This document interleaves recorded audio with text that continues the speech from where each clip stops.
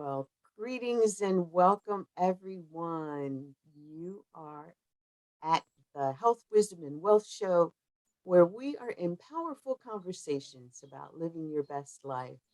Hi, I'm Velan Hawkins, your host, and today, Scott Paton, our guest, and I will explore the topic build, grow, and keep wealth through trust.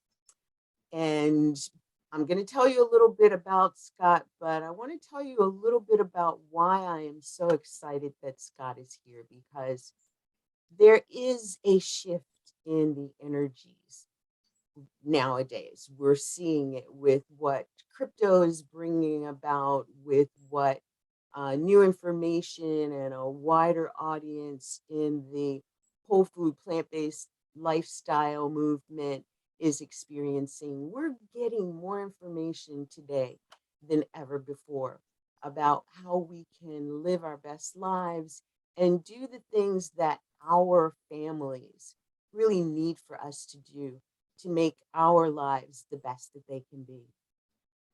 And so for us today, Scott Paton is a global digital media marketer. He is a video course producer with over 150 courses, 415,000 enrollees. He's an internationally renowned speaker on business, reverse marketing, mobile marketing, blogging, podcasting, copywriting, SEO. And he's also working with non-governmental organizations, nonprofit organizations to help them to get their message out into the wider community. He's actually director of a nonprofit called Push for Change, helping street kids get off the street. And he's got many areas that he is actually helping clients in and or educating the general population. And most recently, Scott immersed himself in the area of building, growing, and keeping wealth through trust. And that's what we're here to talk about today.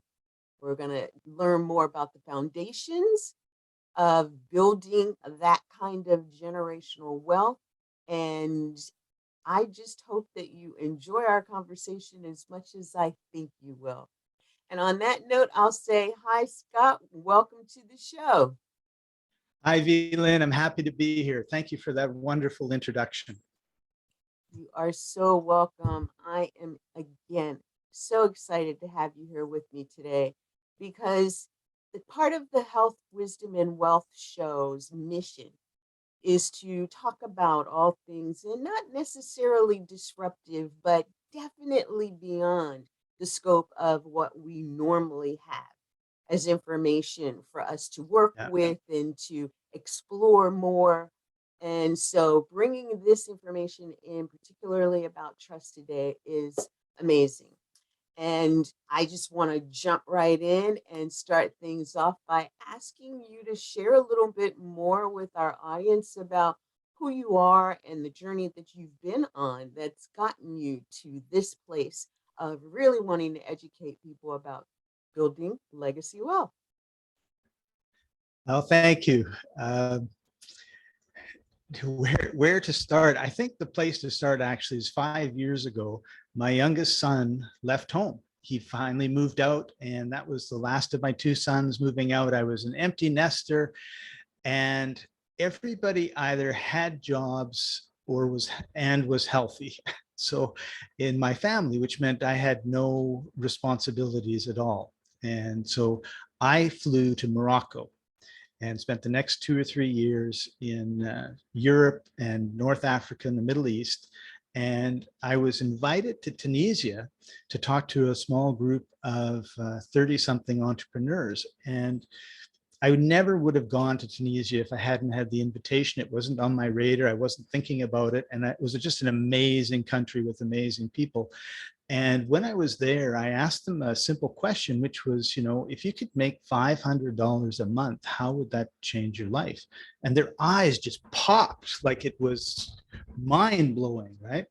And later, a few months later, I was down in Kenya and I asked a couple of my people that I met there the same question, same thing. They just, it was such a huge difference in their life. And I thought, man, if we could just teach these people in the, poorer countries, that don't have the advantages we have in Canada and the United States and Europe, just to make $500. And with the internet, I think it's very, very possible, right? Although they still have some infrastructure that's missing. And so that became kind of my focus. I called it 500 for 500, teach 500 people how to make $500 a month and have them teach one more person.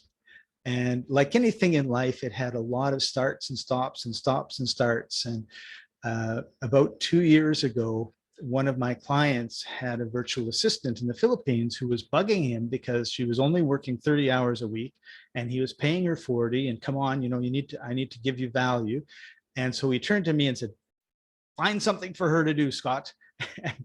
And so of course, with all the internet marketing stuff that I know, there was lots that I could get her going. And so I got to know her.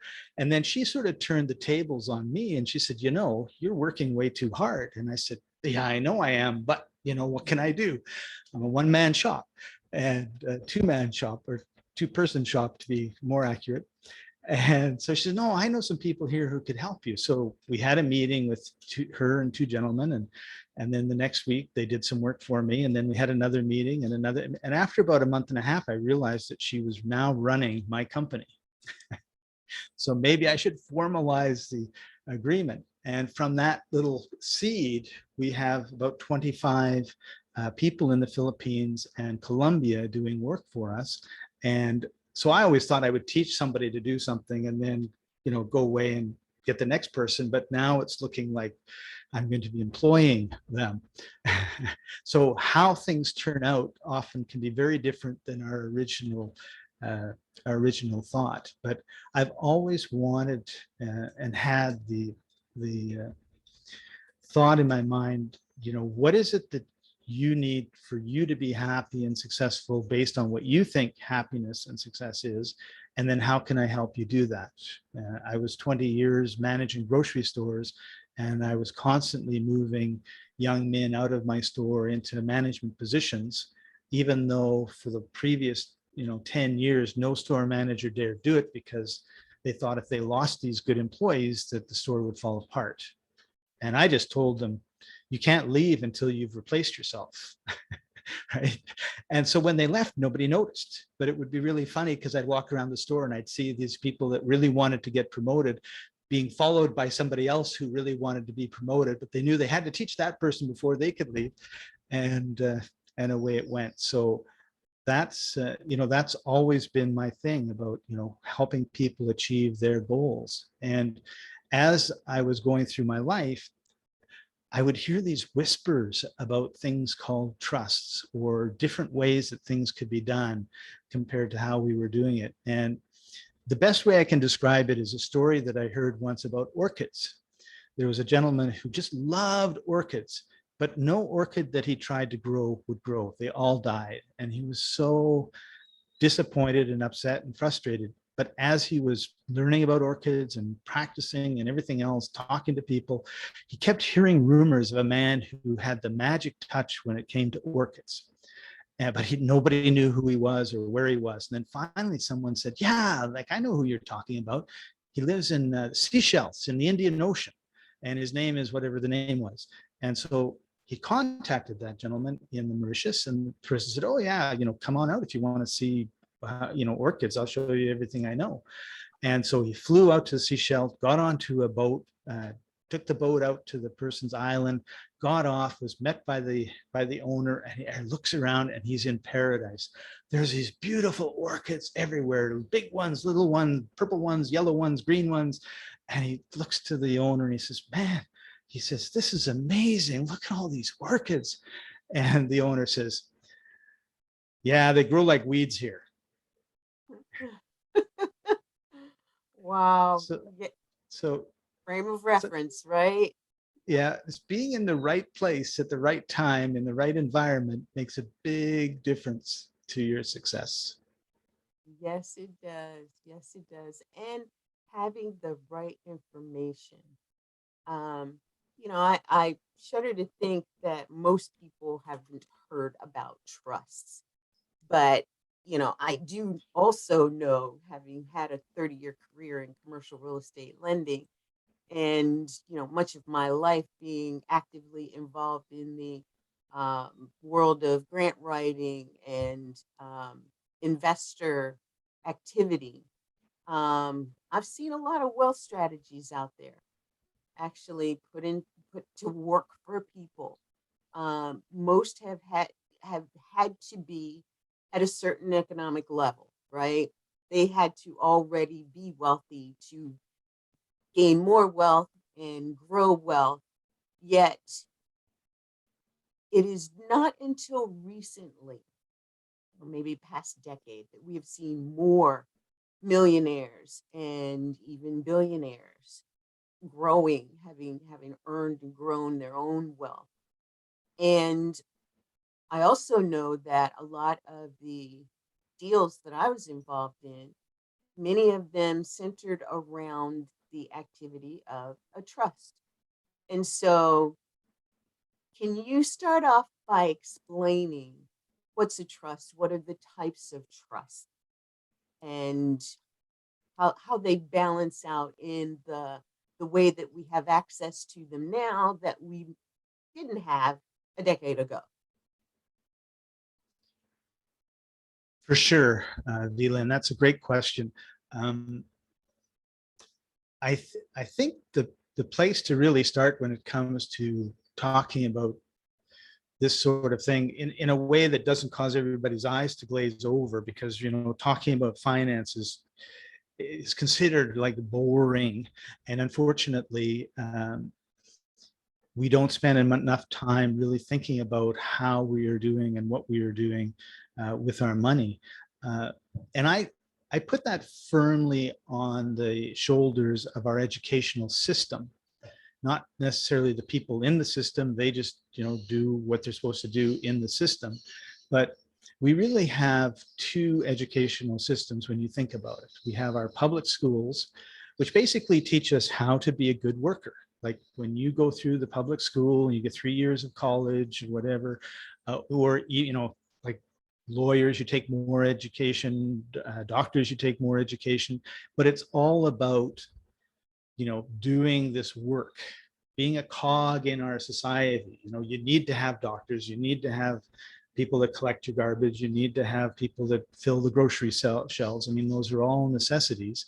But there's a second education system that occurs that the public really doesn't have access to, and that's in the private schools.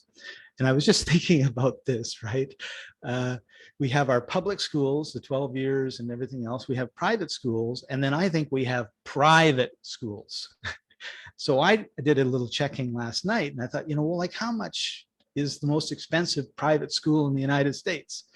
So you could send your child to this particular school for grade 3, and it would cost you $65,000. Yeah. So like, what are they teaching in that school? I'm pretty sure it's not what they're getting at the local elementary school down the road, right? And part of it is mindset. Part of it is, I guess, attitude. And so I feel like there's this dichotomy in our society, right? Like there's these people that they have the wealth and they don't worry about whatever the government says about taxes, right? And then we have everybody else who has the 40-year plan.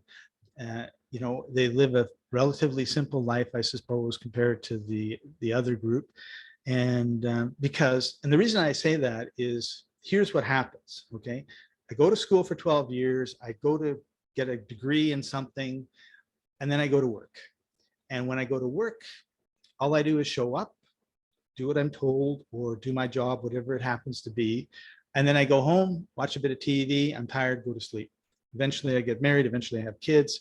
Now all this is taking up all of my time and energy, but everything is kind of done for me, right? Like the company takes the taxes off, so I don't have to worry about saving to pay my taxes. And then they usually take too much, which means I get this check. So I feel good because you know what? Every June or something, I get a check for $500 or $1,000. Yay, right?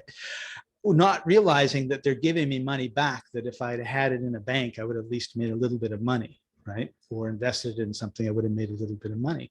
So it's kind of like this very simple life where you don't really have to do anything except show up and work. And you get the stress of when you have inflation. You get the stress of when they raise taxes. There's nothing you can do about it, right? Because you own your house, you've got a big mortgage on the house, and if you stop paying your taxes, you're going to take the house to pay your taxes, and that's what happens, right?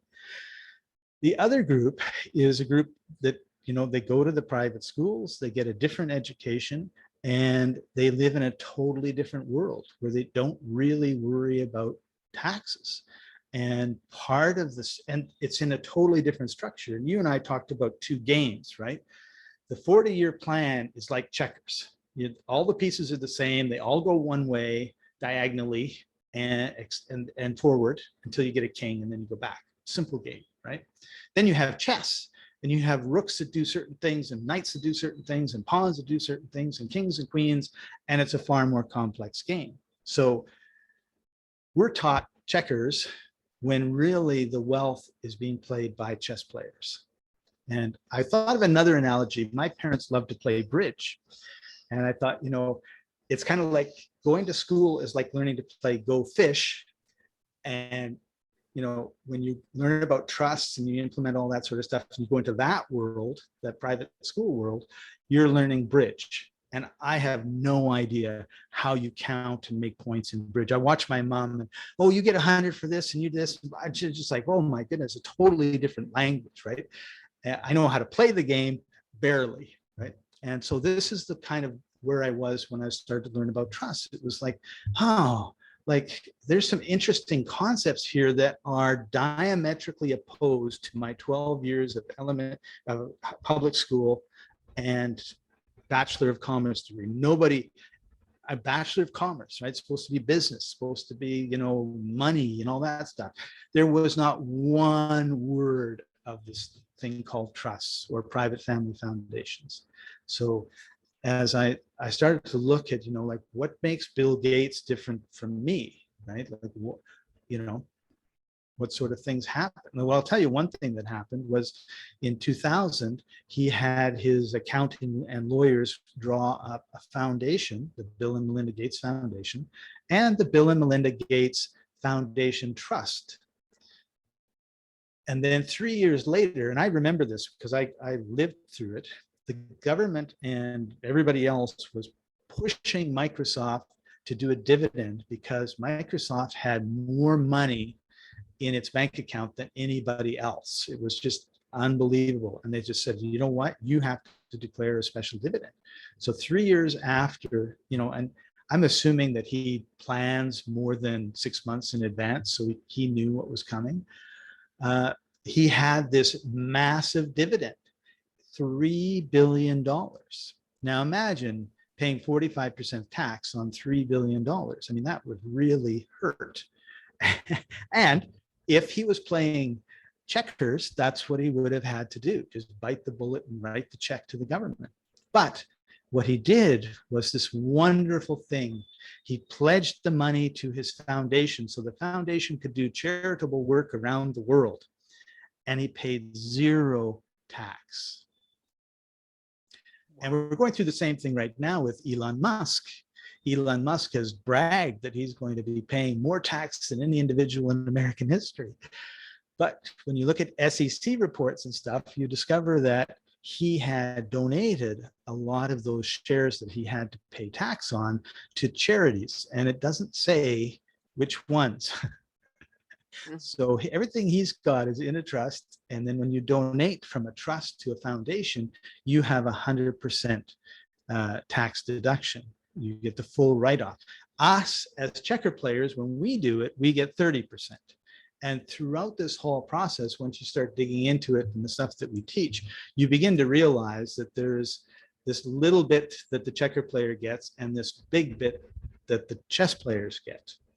And the only difference is they know the rules of the game and they know how to do it. And I think, so obviously this is something that nobody that was playing chess wanted to share. They would only share it with people that they ended up becoming friends with that they knew were wealthy and say, hey, hey, Vlin, I got this thing I think you should know about. Because what would happen if 350 Americans knew that all they had to do was this, this, and this, and then their tax burdens would drop dramatically, and then how would the government feel about that? Right? So this is kind of this game that we're playing, right? When you know the rules, it's like when you go into the casino and you go to the high stakes table in the penthouse at the casino where everybody's, and you've never played blackjack before. Nobody's going to teach you the rules. They're just going to take your money and say goodbye because you're a sucker that came in and not equipped, right? You need to get the education. And a lot of people are not going to, nobody's going to, I'm not going to say nobody, but very few people are going to teach you that, because the people that really know it don't want the average person to be able to do it. The government certainly doesn't want you to be able to do it because that would mean no taxes. And so this is kind of where we are at. A great way to bring in the conversation that, like you were talking about when we're in public school, they're educating us to become workers. And with that worker mentality and that worker track comes your 401k. And if you're bold and brazen enough to start your own business, then you might have a SEP IRA or some other IRA, mutual funds, or things of that nature, which are the typical. And again, I talked about a decade ago, those were the vehicles that were most readily available to those of us who weren't already millionaires. Now, with the changes that have come about in the laws, access to some of these other vehicles is no longer such a steep barrier of entry. And, today, what we know today is that anyone's accumulation of a retirement fund can easily dwindle and be gone, in a heartbeat almost. And then those of us who are playing with cryptocurrency and all of these NFTs and things that are still high risk and high reward if that game is played right. We're still looking at feeling okay because I've got the rest of my 401k, or I can still put money into my IRA, and I'm still okay. But that, I think, leaves a big element out, and that's legacy thinking. We're thinking that I can leave this 401k to family members. They can divide it up. They can do this type of thing, but it could be gone in a day with them when they don't know these larger legacy wealth building strategies. And so I'm going to ask you a rhetorical question probably about, is legacy trust the answer? But bigger than that, why would it be the answer? That's a great question, and it covers so many different things. The first thing that I think that we need to address as parents who have something to leave for their children is we never taught our children anything about money. We never talked to them at all about the estate, right? Like I still to this day have no idea how much my parents' estate is worth, right? I don't even know what they want done. Like we have to look at ourselves as stewards.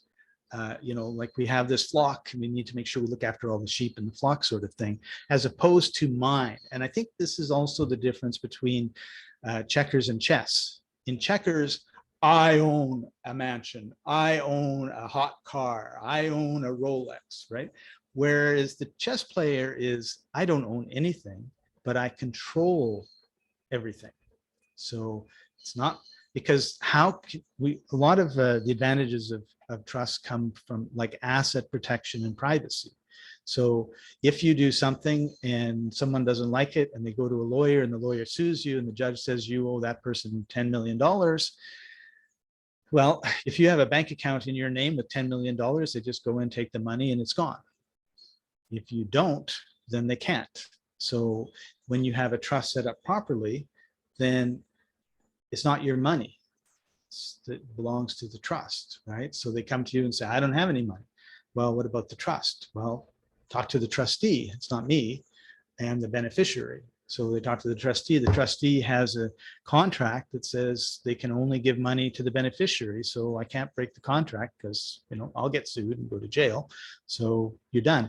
And now this is not to say that we don't want to compensate people who have been wronged. If I do something wrong and swing a bat to hit a ball, miss it, and I hit the umpire in the head because I was careless, and he's, goes to the hospital, and I should, help him out or compensate him for something, right?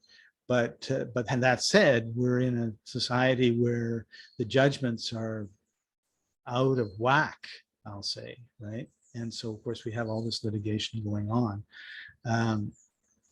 So there's the first part is being able to learn how to share the purpose of the estate, what what it is, how it grew, what you did, all those sort of good things. And that's really what the foundation, which is a legacy trust that you're talking about, does, right? Is it's set up for charitable purposes. So what is the legacy? Some people, my legacy is I had two really good sons who were great guys. Well, good for you. That's a wonderful legacy. But a lot of us want to have a bigger legacy. We help inner city kids learn how to read, or we help the inner city kids, not be hungry when they go to bed at night. Like there's a lot of need, right? And so we have all this money going to the government through taxations, like sales tax, income tax, property tax, on and on and on she goes. We're taxed to death. And then, some senator does a report every year that says, $56 billion was wasted by the government. And the Pentagon says they can't account for, $7 trillion. Or I don't know where it went. Then it's kind of like, well, do I want to trust those people with my hard-earned money?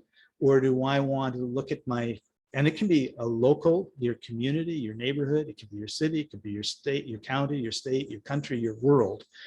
I want to, do I want to put my money in towards this, right? So if you take advantage of the tax benefits that trusts and foundations give you, then, you could be saving a significant amount of the money that you give to the government and say, I'm going to take that and I'm going to, put it into feeding inner city children. And now I know my money is going towards something that's good. Now, the reason that the government supports things like foundations is simply because they do those sort of things, right? The government has billions of dollars in grants that it gives out every year to this, at each level, to people that are doing good in areas that the government thinks doing good needs to be done. Entrepreneurship is one area, feeding people is another, housing people is another. So when you start up a foundation, you have a charitable goal, right? And there are lots of different rules. We're not going to get into those because remember, this is chess. You cannot take your rook and move it diagonally. You have to move it horizontally or vertically. And so there's education that's involved. But when you do these, you do have this mission. Then one of the things that's important is because a foundation, the way we set up foundations, it doesn't end in 2 years or 10 years, or it goes for generations and generations. Well, what does that mean? Well, that means that my sons need to know about the foundation because hopefully they're going to take it over and their sons are going to take it over and daughters are going to take it over and it's going to go for a long time. The other thing, so we have what's called a family retreat. So you get the family together, the foundation pays for it. You go to Disneyland or wherever, Jamaica, wherever you want, and you spend time being together and working on the foundation and the goals. Because what could happen is my son could come up to me in 20 years and say, Dad, all the inner city kids in New York are getting fat. They're getting lots of food. They're getting lots of good food. So I think we should shift to, helping the cats because they're starving. But there's things change and shift. Or, you know what, Dad, I really don't care about inner city kids. I'm sorry. It just doesn't. But what I do care about is, some other thing, right? Because there's lots of, I care about housing them. I don't care about feeding them. My buddy Joe's got a foundation. He feeds them. I don't think we need to anymore. So like things change and attitudes change and beliefs change and focus changes. So the idea is by meeting once, twice, 3 times a year over the decades, because it's a lot different when Johnny is 5 than when he's 15, than when he's 25, than when he's 35, than when he's 45, right? And so that's an important part of the whole idea of the legacy. The other thing is that by using a legacy trusts and legacy foundations and thinking long term, you actually can keep control of the money longer, right? So as an example, a lot of people, they win the lottery and 3 years later, they're just as broke as they were before. And that's going to be true of our children and our grandchildren and our great, great, great, great grandchildren. So if you say the rule of the trust is there's $5 million in the trust, and only the interest made on the investments in the trust are paid out to the beneficiaries or used for the beneficiaries, then all of a sudden you've always got that $10 million forever and ever and ever.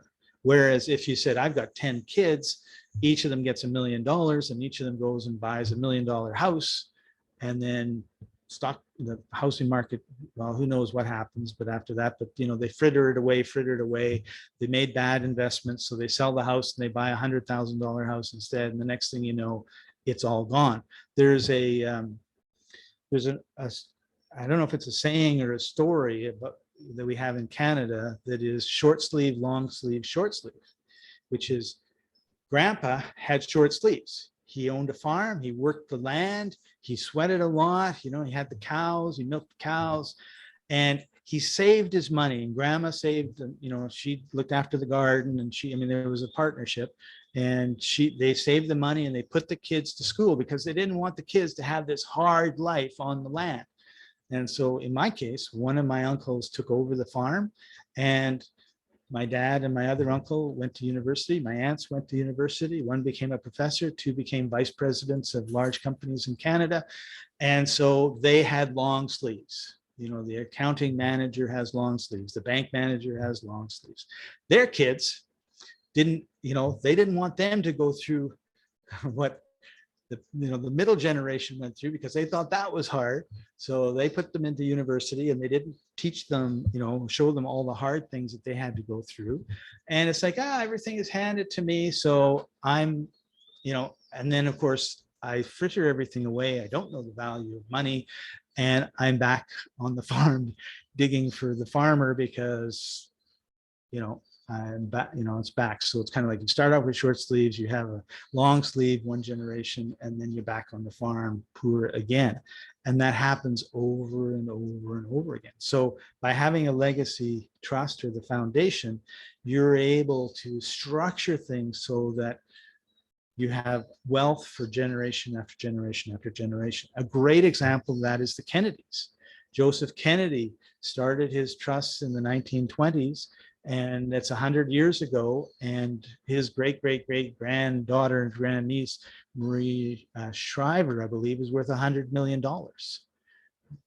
Everything's because it's trusts and it's looked after, and you have trust managers or investment managers that are set up that look after it. So Maria doesn't have to think about, well, should I buy IBM? Should I buy Apple? Or should I was trying to think of a company that I know in Canada that went from $300 to zero. And my sister had thousands and thousands of dollars in it. And her broker kept telling her, it's going to come back. It's going to come back. Just hang in there, hang in there. So she bought it 300 and she watched it go all the way to zero in bankruptcy, and it was gone. Right. So that was, but we always get, there's always opportunity for bad advice and good advice, right? So it's better to, if you have a company that's looked after your money for 100 years, probably a good idea just to let them keep looking after it, right? They're doing a good job. Yeah. That's right. Yeah. Wow. And you're so right. And I think that speaks to the longevity of the concept of trust. And to know that, even the wealthy 120 years ago were the ones creating trust.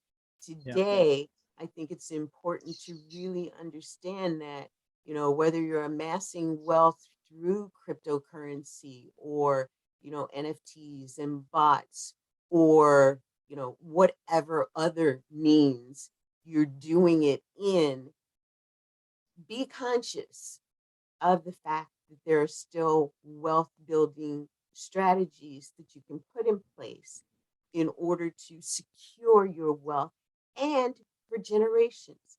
And Yeah. even if it feels like, it's not a lot, I've only got $50,000 or $100,000 or $20,000. The possibilities are there. And we've all heard it said, start where you are, where you can. And I think that that is key too. Now, trusts are not inexpensive to begin because you do have, right, the lawyers drafting the paperwork. You've got the fund manager. You've got some infrastructure that is cost, has cost to it. Right.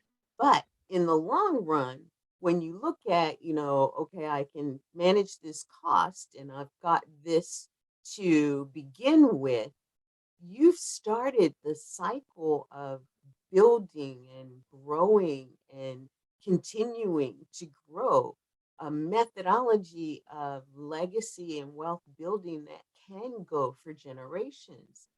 I mean, one of the things that we've learned with experiencing a 401k or an IRA is that it accumulates because you put money in over time.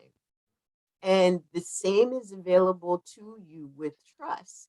And I just want to add this little piece too and ask this question because I am not certain that most people know what you can do with the money that you do have in a trust. You were Yeah. saying that Bill Gates is like, put the money in a trust, no taxes. That's one huge piece of it. But the other side of it is what can you do with the funds in a trust that also help you to build legacy or build wealth for legacy and be philanthropic?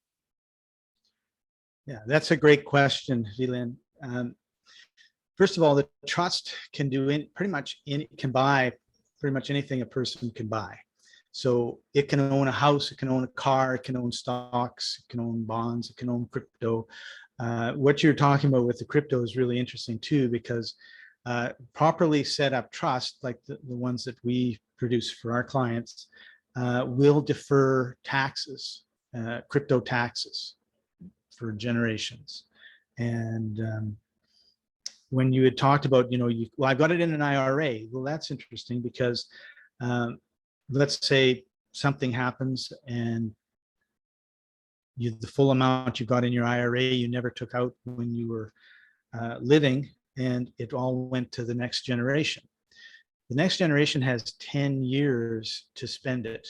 Like they have to pull out 10% a year for 10 years, which means that, if you've like $1 million in your IRA and your children are making $100,000, all of a sudden they have $200,000 they're paying taxes on, and there's no way to get around it.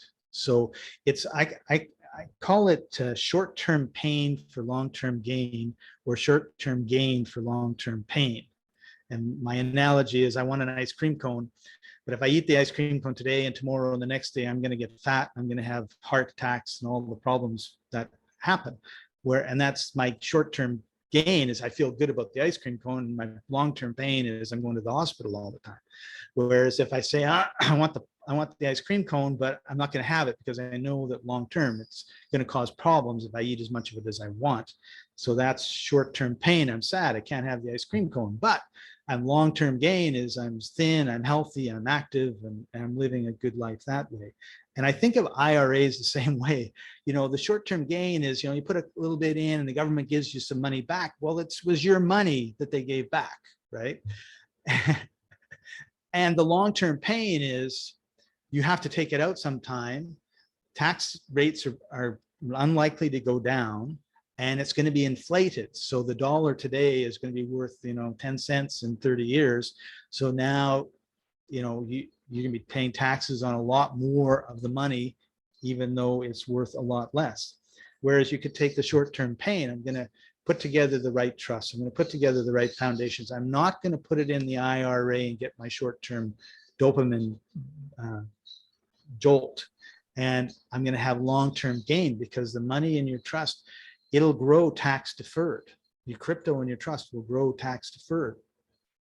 And then when you pass away, all that happens is one of your beneficiaries, one of your children becomes the trustee, and their children all become beneficiaries, and your other children remain beneficiaries, and everyone gets the use of that money with no probate, no inheritance tax. There's lots of talk about inheritance tax going on right now, and there's no waiting. One of my aunts passed away. It went into probate. It was like 18 months before we saw some of the money, and 2.5 years before we saw the rest of the money, as it was going through probate. So it was it was an unpleasant experience that I wouldn't wish on my children, right? The trust looks after that. So I'm not sure now if I actually answered your question or not. You did. That was actually quite good because, again, there's so many things that can be done with the funds within a trust. And I think that is so key. You mentioned that you can buy and own a house. You can own, and think about it. If in generations the trust could own a house for every kid who has been a beneficiary, and the real estate can pass on from, you know, I have a But lot of stays in the trust. It just stays in the dates in the trust. So trust, but I have one of my cousins, the home that he lives in now is the home that his mom and dad lived in. And that oh, home is the cool. home that those grandparents lived in. Nice. And, they've been able to spend money to modernize it and bring it up to the standard they wanted. And, you just don't have those kinds of opportunities if you don't build them into your life. Right. And So so, there's 3 things that the fund cannot do, and we should talk about those. The fund cannot buy food for you. They can buy food for your child under 21. They cannot buy your clothes. So food, fun, and fashion, right? They cannot buy can't spend it on a trip to Disneyland, right? But on the house, if your house needs a new roof, the trust will look after that because the trust owns it, right? It should maintain it. The electric bill, the water bill, you need a new couch, you need, repairs to the walls, all of the expenses. If it owns your car, it can pay for the gas, the oil change, the maintenance of your car, the new tires, all of that. So when you look at, if you didn't have to pay for your accommodation and you didn't have to pay for your transportation and anything that you kind of wanted to buy that would fit in, buy your computer and all that sort of stuff, how much do you spend on food? How much do you spend on your clothes? And how much do you spend on holidays? And remember, if the trust or the foundation has business and you have to fly to Jamaica to look at, inner city kids and how they're doing with the food program that you put in place there, the foundation pays for that. It'll pay for trust business and foundation business. That's pretty, and for most of us, that's a very small amount of money, which means that our income tax is very, very low because you're still filling out income tax forms and everything else. This doesn't, absolve you of your civic duties, but you're deferring a lot of your taxes, and that money then can go to do the good works that you want to do. And if you invest it, like people are seeing with crypto, right? You buy some Bitcoin or something and it 10 times itself from 2015 to 2020 or something like that. All of a sudden, you've got a lot of wealth, but the government has its hands out. We get some of that, right? Whereas if it's in the foundation or in a trust, it's deferred. In the foundation, it actually eliminates. The foundation does not pay income tax, capital gains tax, sales tax, or anything else, because the government supports it because it's doing good work in the community by definition. Mm-hmm. Awesome. Very, I really appreciate that you brought that in. I think it's so key. And, Scott, most of our conversations here on the Health, Wisdom, and Wealth Show really get into the subject of using lifestyle and food as medicine. And, pretty much even living a whole food, plant-based diet and lifestyle and fueling the physical you so that you can live longer and stronger and happier and, a more vibrant, higher quality of life. And when we're talking about this wealth building strategy, I've often said your health is your greatest wealth, because if you don't have your health, you're spending your wealth in order to take care of your health. But if we are building, a trust so that it's not just legacy, we're thinking about it in terms of it's available now to support the needs of the family upon which it was developed. And it has, the fulfillment of knowing there's a philanthropic piece to it, right? And how do you see it playing into having something like that, having a vehicle like that, um, bettering our lives and how we feel about doing what we do in our lives? Well, that's a great question, Delin. And you remind me of a friend of mine who said, if you're depressed, go volunteer at the food bank or the Salvation Army cafeteria, and you won't be depressed anymore. And I think that just comes naturally from being of service. I think most of us have this default of we want to be of service, right? We want to help other people. And when you have the nonprofit, the charity foundation, that's really what you're doing. And so to me, that's about your spirit. Like, your spirit is glowing, it's singing as you're walking down the street because some children that were hungry are no longer hungry, or whatever it happens to be. And that, when that happens, so it's the opposite of what you're putting into your mouth is really, really important. I strongly believe that exercise is really, really important. What you put into your mind is really, really important, and what you put into your spirit and your emotional being is very, very important. And I think when you get letters from little children in Kenya saying, and this happens to me, actually, it's not a letter, it's usually a little video on Facebook, Scott, thank you so much. We look at our birthday cake that you bought us, or look at the food that's in the fridge, and you see their smiling faces. It can't help but raise your spirits to make you, feel good. And the other thing that's happened to me is I'm a 2-year-old grandpa, which by that, what I mean by that is my grandson's 2 years old and another one is on his way. And before he was born, my sons are healthy. They've got jobs. They have the problems of life everybody has, but I don't have to worry about them, right? And that was like, if I didn't leave anything, like I didn't care about legacy. I zero care about legacy, right? Now my grandson's born. It totally changed everything. So if you don't have grandchildren, watch for this when it happens, because all of a sudden it's like my sons are working hard. They're looking after the kids. They're doing this thing. They're doing that thing. They have no time or energy to think about legacy. They don't have no time to think about, how am I going to pay for university, or how am I going to, because they're playing checkers, right? And there's none of that's going on. That's my job now, because nobody else is going to do it, right? Mm-hmm. So when you're putting together the foundation, the trusts and everything else, you are creating a legacy. So what happens when the economy goes bust, or inflation goes out of control, or the housing market collapses, or the dollar collapses, or like whatever, 30 years from now or 70 years from now or whatever, because we know we have crises, right? We had a huge black swan event the last 2 years, so nothing's off the table. Well, if the economy goes crazy, and let's just say that the banks are all like running out of money, your trust has a bank account that only trust can get. And because you're a chess player, they're going to pay that $250,000 in insurance to your account before they're going to be paying anybody else's account, right? These are the sort of things that happen, right?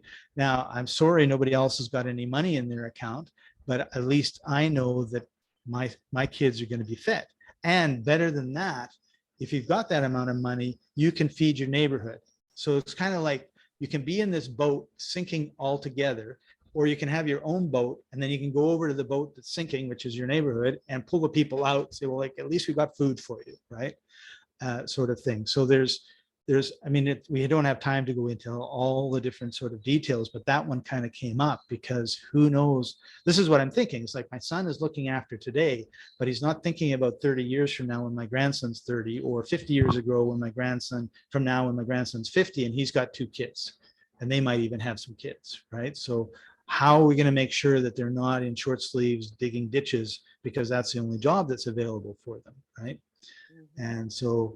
And this is what I mean about stewardship, right? Because we create this legacy, we create a system around it that makes it last forever, because the trustee can't, make bad investments, can't just buy, too many, just can't fritter it away. I mean, it's really amazing to me when I don't pay attention to my money, it disappears. Like I have to like really focus on my money and pay attention I think it's energetically Mm-hmm. more than anything Mm-hmm. else. When Mm-hmm. I'm energetically focused on my money, it's okay. When I'm like, oh, it's okay, I don't have to worry, then I look like a month later, it's like, where did all my money go? And my accountant says, well, you frittered it all away because you weren't paying attention.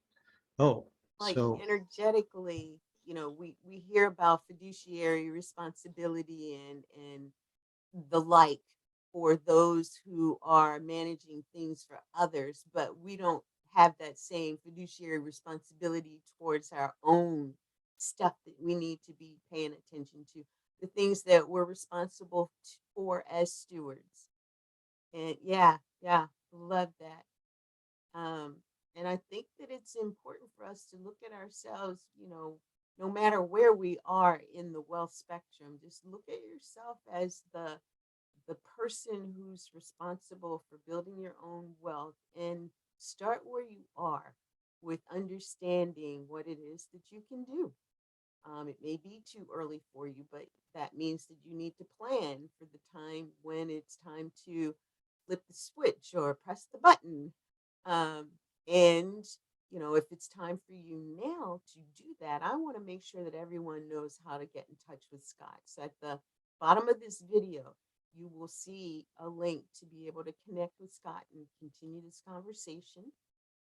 But Scott, I want to ask you this last question as we're wrapping things up for the show today. Um, share with us some of your wisdom about, you know, what we can do in this space of wealth building and growing and continuing to grow, that you believe is important to share with our audience right now. thank you, Velin. Money is energy.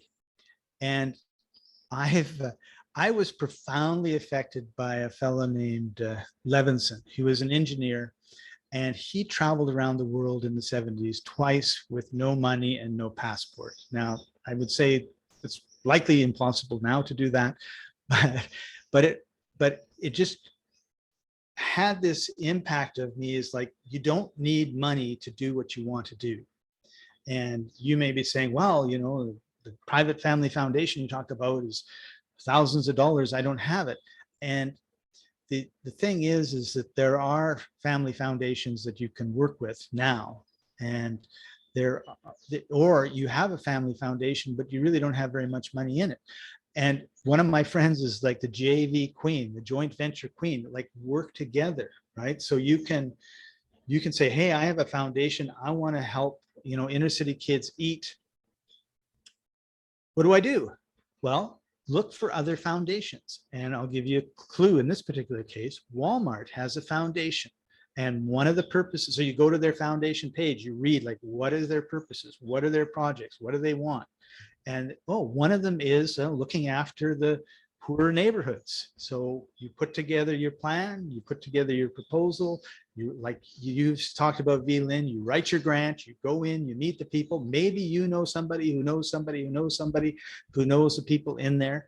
But I'll tell you one thing, if you're the founder of a foundation and you go in and talk to the mayor, the governor, the president, the head director of whatever foundation you're in, they say, wow, here is a chess player. And you are 70 times more likely to walk out of there with a grant or a joint venture than if you just walked off the street. Hey, I'm a checker player. I just got this idea. And what do you think? They're going to say, you're not really in the game, Scott. Come back when you are. Although they'd be very nice about it, right? So that I think is one of the things is, if you're letting money stop you from doing anything in your life, you don't want it enough, because you can. I've been traveling for 5 years. I'm now in Panama. I've been all over Europe, Northern Africa, the Middle East, Central and Northern part of South America, all over the States and Canada. I think that goes without saying. And I'm doing it. I'm hardly paying anything for accommodation. I'm staying in this beautiful home and it's free, right? So, and that's, the way I want to travel. And I think if you just say, what, I can't do it because, I'm not smart enough, I'm not rich enough, I'm not pretty enough, then you're right. But if you say, what, there has to be a way to do this, and I'm going to work at it and ask and talk and learn until I know how to do it, you're right. I love that. Who is it? Henry Ford said that, whatever you think, whatever you say, you're right. And you just framed it very well. And I would urge our audience to consider thinking that you are in a position to look further into this and find the space where a trust can work for you. One of the things that I've always been conscious of and have done my best and continue to still work on it, but is to find out what the others are doing and figure out where I can step in. We talked about barriers of entry. Where can I step into this to be a part of what is going to create legacy wealth for my children and my children's children and their children's children's children? Because that is something that a trust can do. And I want people to also know that, we've talked about a family foundation trust, and there are others. So if you are someone who actually has some wealth, and maybe you're already in a family trust, there's a business trust, there's other charitable trusts that you can set up that will not only benefit you and your family, but others. And I just want everyone to know that, what we have been sheltered from, and I think, Scott, you said this best the other day when we were talking about, is there was information that we were allowed to know, and then there was information that we were not allowed to know and specifically held back from the general population. And I mean, most of the population, because we all have heard about the 5%, and, the world of the 5%, as it has been, is now expanded. and you can step into that space, even though you're not considered, that millionaire, billionaire status just yet. How bad do you want it? And it doesn't mean that you have to wait until you're at millionaire status. It means that you start now and find out what it is that you can do and how it's going to benefit you and your family, because that's the real piece about what it is that we're trying to bring to you today. And Scott, I want to thank you for sharing so much beautiful information about wealth and how we can really grow our mindset to see what's possible and then to step in the possibilities by exploring it for ourselves and using you as a source. So thank you for that as well. My pleasure, Velin. Appreciate you and all that you do. Thank you. Oh, definitely, for sure. And as we're wrapping up today, to our audience, please do check the link at the bottom of this video. Reach out to Scott if you have questions or want to get more information. And please do us the favor of sharing this video. And make sure that you join us here again next week, because we've got some exciting things coming up in future episodes. And turn on your notifications, subscribe to our YouTube channel, and again, do us the favor of sharing. You will be thanked for it. So until next time, everyone, be well, live, love, and be a bigger positive impact in your world. And we'll see you next time. Bye for now.